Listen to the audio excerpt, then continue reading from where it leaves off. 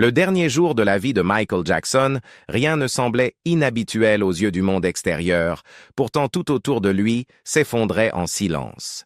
Il répétait pour le plus grand retour de sa carrière, se poussant bien plus loin qu'un homme dans son état n'aurait dû, déterminé à reprendre la scène une dernière fois.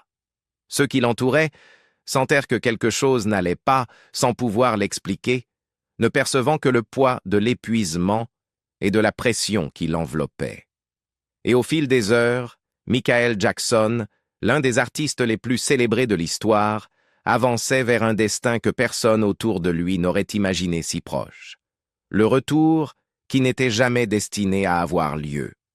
Début 2009, Michael Jackson se tenait au bord de ce qui devait être le retour le plus triomphal de l'histoire de la musique. À 50 ans, après des années de scandales, de procès, de ruines financières et de cruauté médiatique, il accepta une résidence massive de 50 concerts à l'O2 Arena de Londres intitulée « This Is It ». Les billets se sont vendus en quelques minutes. Les fans étaient convaincus que le King of Pop était prêt à reconquérir le monde. Mais ceux qui connaissaient Michael savaient pourquoi il avait accepté quelque chose d'aussi éprouvant physiquement. Il croulait sous les dettes, environ 400 millions de dollars selon les rapports, et voyait cette tournée comme son unique chance de renaître, financièrement et artistiquement. Michael se plongea dans les répétitions avec une intensité qui inspirait autant qu'elle inquiétait son entourage. Il travaillait des heures chaque jour au Staples Center, obsédé par les éclairages, la chorégraphie, les nouvelles chansons et les moindres détails de la production. Il voulait la perfection, il voulait la rédemption.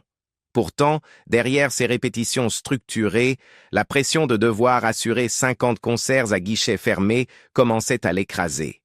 Sa maquilleuse de longue date, Karen Fay, son coach vocal Dorian Holley, le chorégraphe Travis Payne et le directeur Kenny Ortega observaient tous des changements marqués dans son comportement à l'approche de juin. Ils se souvenaient de frissons, de paranoïa, de répétitions étranges dans son discours et d'une fragilité physique qu'il ne cherchait même plus à cacher. La seule pré-production de la tournée avait déjà coûté plus de 25 millions de dollars et AEG Live, le promoteur, poussait sans relâche pour maintenir le calendrier. Le médecin personnel de Michael, le docteur Conrad Murray, intégré au cercle proche en mai 2009, était chargé de le garder prêt pour la tournée. Du moins, officiellement. En réalité, Michael luttait contre une insomnie chronique si sévère qu'il ne pouvait dormir sans médicaments puissants. Il souffrait également de douleurs persistantes dues à d'anciennes blessures, les brûlures de l'accident Pepsi en 1984 et une fracture de la colonne causée par l'effondrement d'une scène lors d'un concert à Munich. En 2009, Michael dépendait fortement des médicaments, notamment des benzodiazépines et, plus dangereusement encore, du propofol. Au fil des jours, Michael commença à manquer des répétitions. Ortega envoya un email au dirigeant d'AEG avertissant que Michael montrait des signes de paranoïa, d'anxiété et de comportement proche d'un trouble obsessionnel. Mais lors d'une réunion tendue le 20 juin, Murray insista sur le fait que Michael était physiquement et émotionnellement apte et exigea que toutes les décisions médicales lui reviennent exclusivement. Les personnes présentes se sentirent mal à l'aise, mais personne n'osa contester le médecin.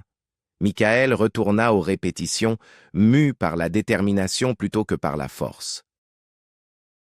Ainsi, avec tout en jeu, ses finances, sa réputation, son héritage, Michael Jackson continua d'avancer, sans savoir que le compte à rebours final avait déjà commencé.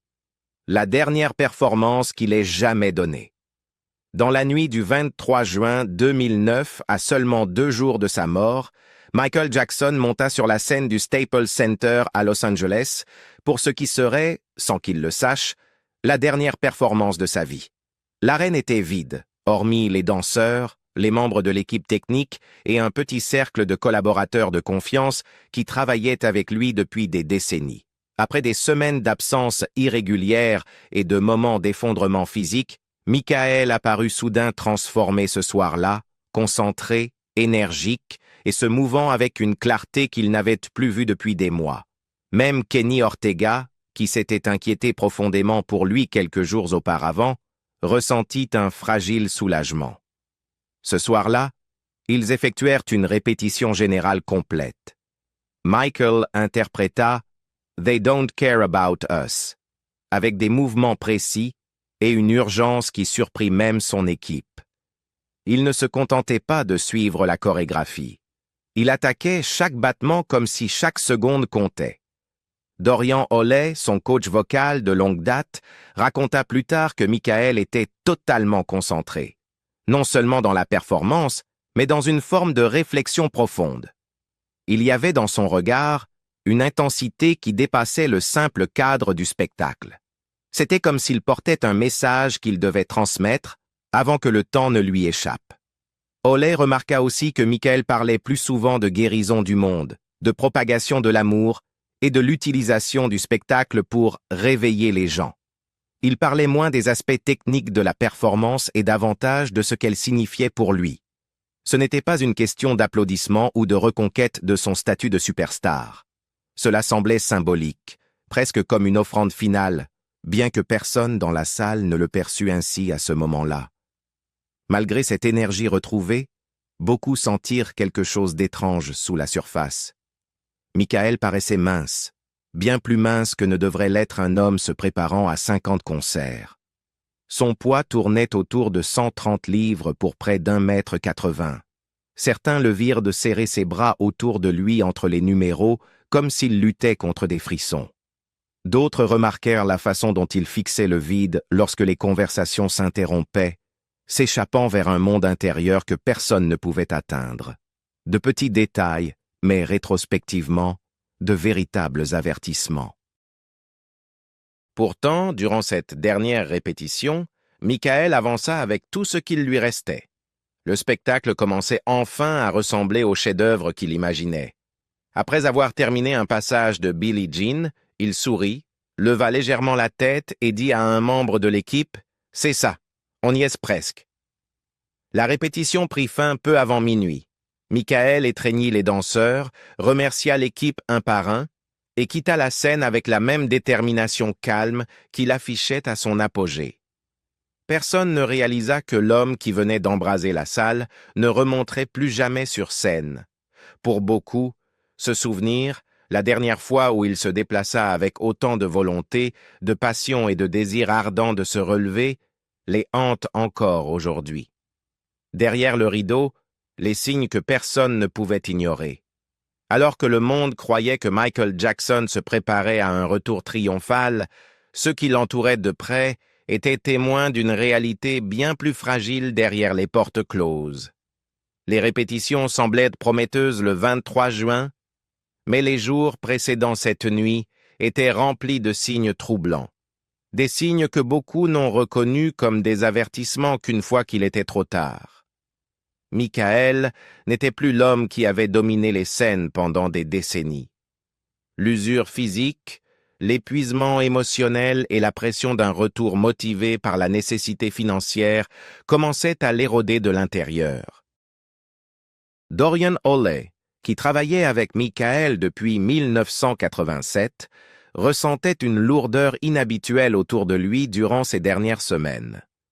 Ils avaient déjà traversé des tournées mondiales et des emplois du temps exténuants. Mais cette fois, Michael semblait détaché d'une manière que Holley ne parvenait pas à décrire pleinement. Il parlait avec une douceur proche de la tristesse, répétant certaines phrases comme s'il luttait contre des pensées qu'il ne pouvait pas exprimer. Il parlait d'amour, de protection de la planète, du désir d'utiliser le spectacle pour inspirer un changement. Ce n'était pas de simples réflexions. Cela ressemblait davantage à des confessions. Bill Whitfield, le garde du corps de longue date de Michael, voyait une autre dimension de la lutte. Il remarquait à quel point Michael était devenu mince et fragile. Il voyait le poids des attentes qui pesaient sur lui.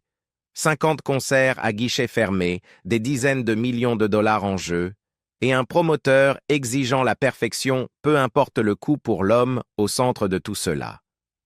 Whitfield dira plus tard que le stress était évident. Il était vraiment sous pression, confia-t-il. Et le stress tue. L'environnement autour de Michael était devenu chaotique. Trop de conseillers, trop d'exigences, trop de personnes affirmant savoir ce qui était le mieux pour lui. Beaucoup servaient leurs propres intérêts, attirés par l'argent, l'influence ou la proximité avec le King of Pop. C'était un monde rempli de personnes qui acquiesçaient à tout, des gens qui ne remettaient jamais en question les décisions, même lorsque ces décisions mettaient en danger la santé de Michael. Pendant ce temps, son médecin personnel, le docteur Conrad Murray, devenait une présence constante dans la vie de Michael. Les membres du personnel le voyaient transporter des bouteilles d'oxygène dans et hors de la chambre du chanteur chaque matin. Il murmurait des questions sur ses méthodes, se demandant pourquoi un artiste censé être en bonne santé avait besoin d'un équipement habituellement réservé à des problèmes respiratoires graves. Mais personne n'osait l'interroger. Murray était, après tout, le médecin, choisi, financé et chargé du bien-être de Michael. À mesure que les répétitions s'intensifiaient, l'instabilité émotionnelle de Michael devenait plus difficile à ignorer. Son emploi du temps était brutal, son sommeil presque inexistant, et il dépendait fortement de médicaments juste pour passer la nuit. Certains jours, il semblait distant et confus. D'autres, il paraissait terrifié. Par moments, il semblait remettre en question les personnes autour de lui, répétant la phrase « Pourquoi je ne peux pas choisir ?» Une ligne qui résonne encore douloureusement pour ceux qui l'ont entendue. Tout le monde sentait que quelque chose n'allait pas. Tout le monde percevait qu'un point de rupture approchait. Mais personne n'imaginait que ce point culminant surviendrait moins de 48 heures plus tard. Le matin où tout a basculé. Le matin du 25 juin 2009 commença tranquillement dans la maison louée par Michael Jackson à Holmby Hills. Pour la petite équipe travaillant sur place, c'était un jour comme les autres. La chef Kye Chase arriva vers midi pour préparer les repas habituels. Les enfants étaient dans leur chambre. La maison était calme, mais sous cette tranquillité, quelque chose avait changé. La routine s'était subtilement modifiée, sans que personne ne s'en rende compte à ce moment-là. D'ordinaire, le docteur Conrad Murray descendait tôt en transportant des bouteilles d'oxygène, une vision inhabituelle, mais à laquelle le personnel s'était habitué. Ce matin-là, il ne le fit pas. Kye Chase remarqua immédiatement cette absence. Quelque chose semblait étrange, sans qu'elle puisse l'expliquer. Peut-être que Michael se reposait simplement. Après tout, il avait répété jusqu'après minuit quelques heures plus tôt. Personne n'imaginait qu'à l'étage, une crise se déroulait derrière une porte verrouillée. Peu après midi, le silence de la maison explosa. Le docteur Murray dévala soudain les escaliers dans un état de panique que le personnel n'avait jamais vu. Sa voix tremblait, désespérée et incontrôlée, tandis qu'il criait « Va chercher Prince !» Le fils aîné de Michael monta en courant, ignorant qu'il s'apprêtait à vivre le moment le plus traumatisant de sa vie. Kye Chase et les autres membres du personnel restèrent figés. Ils savaient qu'un drame se produisait, même avant d'entendre les pleurs. À l'étage, le chaos éclata. Des pas précipités, des portes claquées, des voix brisées par la panique. Les enfants de Michael se mirent à pleurer, et le son de leur peur emplissait la maison. Kye Chase décrivit cet instant comme surréaliste, un moment où le monde semblait ralentir, alors que le désastre s'accélérait autour d'eux. Au bas de l'escalier, les employés se tinrent la main et prièrent en silence. « Faites que M. Jackson aille bien », murmurait-il, même si, au fond d'eux, beaucoup sentaient déjà la vérité qu'ils refusaient d'affronter. Les secours arrivèrent peu après 12h22. Ils traversèrent rapidement la maison pour atteindre la chambre de Michael, où le docteur Murray tentait de le réanimer. Malgré les efforts de l'équipe médicale, Michael ne réagit pas. Il fut transporté en urgence au Ronald Reagan UCLA Medical Center. Le personnel reçut l'ordre de quitter la propriété à 13h30, signe que quelque chose d'irréversible venait de se produire. L'anxiété et la peur emplissaient l'air alors qu'ils se rassemblaient à l'extérieur dans l'attente d'une nouvelle qui ne pourrait être bonne. Puis, à exactement 14h26, heure du Pacifique, l'annonce que personne n'était préparé à entendre tomba. Michael Jackson, père, icône, superstar mondial, avait été déclaré mort. Moins de 14 heures plus tôt, il répétait encore avec détermination. À présent, le King of Pop avait disparu, laissant derrière lui un silence presque impossible à comprendre. Le monde s'arrête et les reproches commencent. Lorsque la nouvelle de la mort de Michael Jackson tomba à 14h26, le 25 juin 2009, le monde bascula. Des foules se rassemblèrent en quelques minutes devant le UCLA Medical Center. Des fans pleuraient ouvertement sur les trottoirs. Les chaînes de télévision interrompirent leurs programmes, les présentateurs peinant à confirmer ce que des millions espéraient encore être une fausse rumeur. Mais cette fois, ce n'était ni un malentendu, ni une erreur, ni un canular. Michael Jackson, l'homme dont la musique avait façonné des générations, était réellement parti. Pour ceux qui le connaissaient personnellement, la première réaction ne fut pas l'incrédulité, mais la culpabilité. Le garde du corps, Bill Whitfield, raconta plus tard que lorsqu'il entendit le premier rapport, il tenta de le nier, se rappelant les innombrables fois où Michael avait ri des fausses annonces de sa mort. Il se souvenait d'un trajet en Virginie où une radio avait annoncé à tort que Michael était décédé. Et Michael, assis calmement à l'arrière, avait simplement secoué la tête en souriant. « Ça m'arrive tout le temps », avait-il dit. Mais cette fois, les appels continuaient d'arriver. Les sirènes devant le UCLA étaient réelles. Le choc du monde était réel.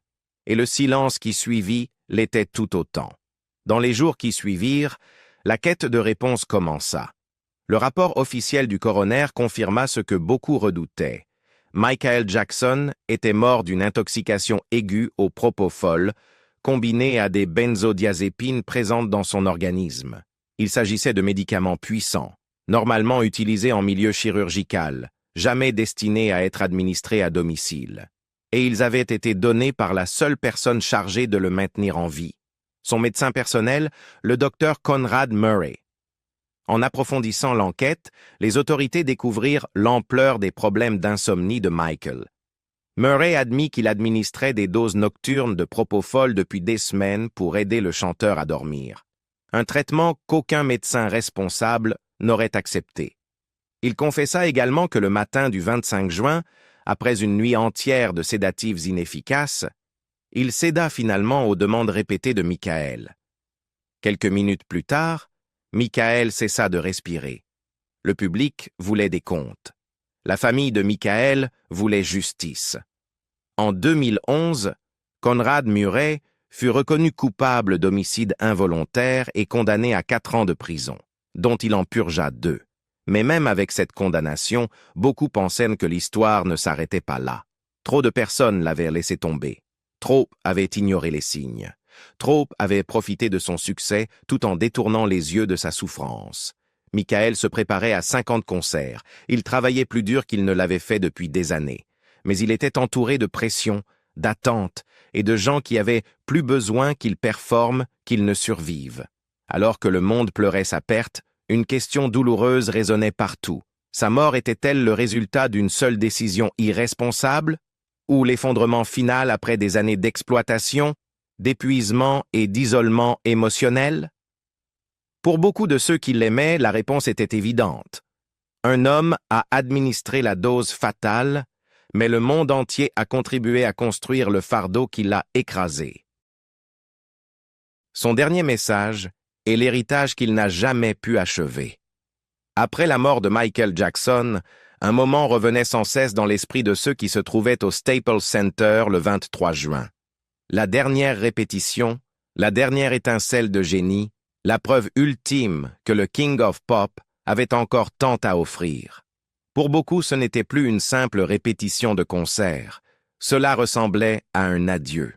Ceux qui l'ont observé ce soir-là admettront plus tard que quelque chose dans sa performance semblait symbolique, comme si Michael versait chaque parcelle d'énergie restante dans un message qu'il voulait transmettre au monde. Pendant They Don't Care About Us, sa voix portait un poids qui n'était pas seulement musical. Il bougeait avec précision, pas seulement avec assurance. C'était comme s'il comprenait que ce pourrait être sa dernière occasion de s'exprimer à travers son art. Son coach vocal de longue date, Dorian Holley, affirma que Michael semblait presque soulagé ce soir-là. Comme si, pour la première fois depuis des mois, le spectacle auquel il travaillait si durement prenait enfin forme. Holley pensait que Michael voyait la ligne d'arrivée. Il ne savait simplement pas qu'elle marquait la fin de sa vie plutôt que le début d'un retour triomphal. Mais derrière la brillance sur scène se trouvait un homme poussé bien au-delà de ses limites. La pression constante de la perfection, le poids financier d'une dette massive, la peur de décevoir les fans qui attendaient son retour depuis des années, et le fardeau émotionnel de décennies passées sous un examen public intense. Michael parlait souvent de vouloir guérir la planète, répandre l'amour, rappeler aux gens leur humanité. Ce n'étaient alors pas les paroles d'un homme obsédé par la célébrité. C'était celle de quelqu'un en quête de paix. Dans les semaines suivant sa disparition, les images de sa dernière répétition devinrent à la fois une consolation et une douleur. Elles montraient un homme dont le génie brûlait encore. Un homme qui se battait pour retrouver la joie à travers la performance. Un homme qui, malgré l'épuisement physique, les tourments émotionnels et une insomnie dévastatrice, montait encore sur scène et créait de la magie. Pour le monde, cela rappelait le talent unique qu'il possédait.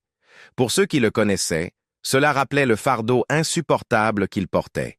Sa mort laissa derrière lui 3 enfants, Prince, Paris et Blanquette, qui perdirent non seulement un père, mais aussi la personne qui avait le plus cherché à les protéger du chaos de la célébrité. Elle laissa des fans qui avaient grandi avec sa musique et croyaient qu'ils le verraient briller à nouveau. Et elle laissa une industrie forcée d'affronter une vérité inconfortable. Même les étoiles les plus brillantes peuvent être poussées jusqu'à se briser. Michael Jackson n'a pas quitté ce monde en silence. Il est parti après avoir offert une dernière performance pleine de cœur, d'urgence et de sens. Et dans ce dernier moment, il a montré exactement qui il était. Un homme dont le premier amour était la musique, dont le dernier acte fut la création, et dont l'héritage, malgré les controverses, malgré la tragédie, reste inégalé. Les dernières 24 heures de Michael Jackson furent remplies de pression, de détermination et d'un combat bouleversant pour trouver un repos qui ne vint jamais. Sa dernière répétition prouva qu'il avait encore la magie, mais son corps ne pouvait plus supporter le poids qu'on lui imposait. Quel moment de ces derniers jours vous a le plus touché? Dites-le nous en commentaire et n'oubliez pas d'aimer la vidéo, de vous abonner et d'activer la cloche pour ne pas manquer la prochaine histoire.